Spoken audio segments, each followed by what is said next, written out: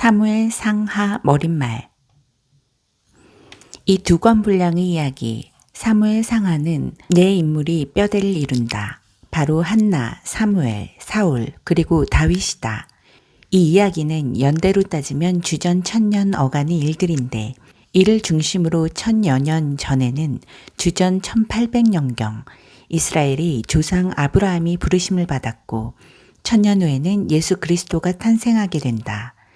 자기 중심적인 우리의 인생 경험은 하나님을 믿고 따른다는 것의 의미를 이해하고 경험하기에는 너무도 좁다. 이 사실을 깨닫는 순간 이 네 인물이 보여주는 삶의 전형이 우리에게 더없이 소중하게 다가온다. 왜냐하면 이들은 그야말로 너른 삶을 살았기 때문이다. 그들의 삶이 널찍했던 것은 광대하신 하나님 안에 거했기 때문이다. 그들의 삶은 단순한 문화적 조건이나 심리적 구조의 산물로 설명할 수 없다. 그들에게는 하나님이 바로 삶의 터전이었다. 무엇보다 먼저 기억해야 할 것은 이 이야기는 갤러리에 전시된 조각상처럼 일정한 거리를 두고 감상하며 찬탄하게 되는 모범적인 이야기가 아니라는 점이다. 그런 이야기는 도저히 그처럼 영광스럽거나 비극적인 삶을 우리가 살 수 없다는 생각을 다져줄 뿐이다. 여기 이 이야기는 다르다. 이는 우리를 있는 그대로의 삶 속으로, 인생의 진상 속으로 깊이 들어가게 하는 이야기다. 이 이야기를 기도하며 읽어 내려가다 보면 서서히, 그러나 분명히 얻게 되는 바가 있다. 바로 인생의 참 의미는 무엇보다 하나님과의 관계 속에 있다는 깨달음이다. 이 네 인물의 이야기들은 삶의 당위가 아니라 삶의 실제를 보여준다. 하나님께서 어떻게 우리 일상과 있는 그대로의 현실을 재료로 삼아 우리 안에서 또 세상 안에서 당신이 구원의 일을 해나가시는지 보여준다. 그렇다고 해서 이 이야기가 하나님의 이야기를 잔뜩 늘어놓은 것은 아니다. 여기에는 놀라울이 많지 하나님에 대한 명시적 언급이 드물다. 여러 페이지에 걸쳐 하나님의 이름이 전혀 등장하지 않을 때도 있다.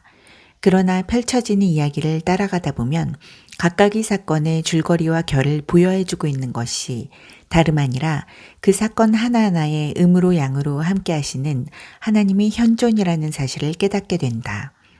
서로 맞물려 돌아가는 이 이야기들은 우리 자신을 고스란히 인간으로 보도록, 다시 말해 감정과 생각과 상황 따위로 다 설명될 수 없는 존재임을 깨닫도록 우리의 인식을 훈련시킨다. 생물학적인 삶, 이상의 삶을 찾는다면 우리는 하나님과 관계해야 한다. 다른 길은 없다. 한나, 사무엘, 사울, 다윗의 삶에 비추어 자신의 삶을 읽는 법을 배울 때 우리 모습을 긍정하고 자유를 누리는 반가운 결과가 따라온다. 하나님과 동행하는 사람으로 인정받고 받아들여지기 위해 미리 짜여있는 도덕적, 정신적, 종교적 틀에 억지로 자신을 끼워 맞출 필요가 없다는 사실을 알게 된다. 우리는 있는 모습 그대로 받아들여지며 그분의 이야기 안에서 각자의 자리를 부여받는다. 이는 결국 그분의 이야기이기 때문이다. 우리 인생 이야기를 이끌어가는 이는 우리 자신이 아니라 바로 하나님이시기 때문이다. 이러한 인식은 한나와 다윗의 기도에서도 드러난다. 한나는 다음과 같이 기도한다. 무엇이 그 누가 하나님처럼 거룩할까? 우리 하나님처럼 높고 굳센 산이 있을까? 감히 뻐기지 마라. 잘났다고 떠들 생각하지 마라. 하나님께서 사정을 다 아시며 그분께서 사태를 다 간파하고 계시니. 하나님께서 죽음을 내리시며 또 생명을 내리신다. 무덤까지 끌어내리시며 또다시 일으키신다. 하나님께서 가난을 주시며 또 부를 주신다. 그분께서 낮추시며 또 높이신다.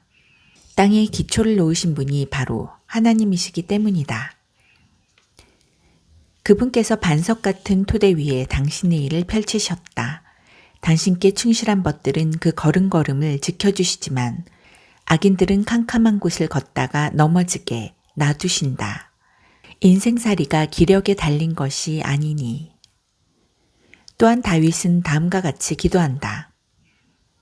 하나님은 내가 발 디딜 반석, 내가 거하는 성체, 나를 구해주시는 기사, 나 높은 바위산, 내 하나님께 죽기 살기로 달려가 그 병풍 바위 뒤에 숨고 그 든든한 바위 속에 몸을 감춘다. 내 산꼭대기 피난처이신 그분께서 나를 무자비한 자들의 손에서 구해주신다. 존귀한 찬송을 하나님께 부르며 나 안전한 구원을 누린다. 조각난 내 삶을 다 맡겨드렸더니 하나님께서 온전하게 만들어주셨다. 사무엘 역시 그것을 분명히 인식하고 다음과 같이 사울을 깨우치기 위해 노력한다. 하나님께서 원하시는 것이 보여주기 위한 공허한 제사의식이겠습니까? 그분께서 원하시는 것은 그분의 말씀을 잘 듣는 것입니다. 중요한 것은 듣는 것이지 거창한 종교 공연을 무대에 올리는 것이 아닙니다. 하나님의 명령을 행하지 않는 것은 이교에 빠져 놀아나는 것보다 훨씬 더 악한 일입니다. 하나님 앞에서 스스로 우쭐대는 것은 죽은 조상과 내통하는 것보다 훨씬 더 악한 일입니다. 왕께서 하나님의 명령을 거절했으니 그분께서도 왕의 왕권을 거절하실 것입니다. 성경은 우리에게 어떤 도덕 규범을 제시하며 여기에 맞게 살라거나 어떤 교리 체계를 제시하며 여기에 맞추어 사고하라. 그러면 구원받을 것이다. 하고 말하지 않는다. 성경은 그저 우리에게 한 이야기를 들려주며 이렇게 초대할 뿐이다. 이 안으로 들어오라. 이 이야기 속으로 들어와 살아라. 이것이 인간의 삶이다. 한 인간으로 성숙해 간다는 것은 바로 이런 것이다. 성경의 계시를 무엇인가를 얻어낼 목적으로 혹은 단조로운 삶을 다채롭게 할 목적으로 이용하는 것은 일종의 폭력이다. 그런 태도는 일종의 장식용 영성을 낳는다.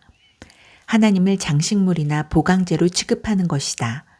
사무엘서 이야기는 이를 허용하지 않는다. 이 이야기를 읽고 읽는 바에 따라 살아가다 보면 우리 이야기 속에 하나님이 계신 것이 아니라 하나님이 이야기 속에 우리 이야기가 들어있음을 깨닫게 된다. 우리의 이야기들을 한데 아우르는 거대한 맥락과 플롯으로서의 하나님을 발견하게 된다. 이러한 읽기는 당연히 기도와 함께 진행될 수밖에 없다. 하나님께 귀 기울이고 하나님께 응답하는 읽기 말이다. 무엇보다도 이 이야기는 한나의 기도로 시작하여 다윗의 기도로 끝나는 기도로 짜여있는 책이기 때문이다.